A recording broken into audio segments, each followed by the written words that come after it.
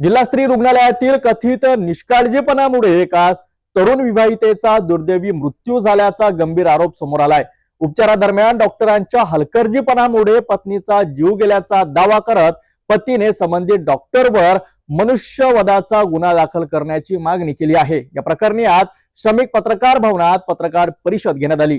माझी मागणी तर हेच आहे, माझ्या मुलीच्या मृत्यूला तिथलेच डॉक्टर जबाबदार आहे, तिथला स्टाफ जबाबदार आहे, तिथलं प्रशासन जबाबदार आहे। आणि म्हणून त्या डॉक्टरांवर, पण दुसरी गोष्ट, जो भूलतज्ञ कोण डॉक्टर होता त्यांचं नाव आम्हाला अद्यापपर्यंत सांगण्यात नाही आलं प्रशासनाकडून।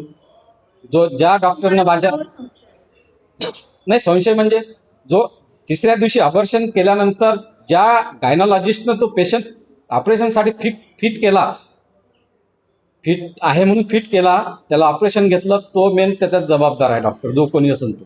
जिल्हा स्त्री रुग्णालयातील या गंभीर आरोपामुळे आरोग्य यंत्रणेवर पुन्हा एकदा प्रश्नचिन्ह निर्माण झाले आहे। या प्रकरणात प्रशासन नेमकी काय भूमिका घेतं, दोषींवर कारवाई होतं का, याकडे सर्वांचं लक्ष लागलं आहे।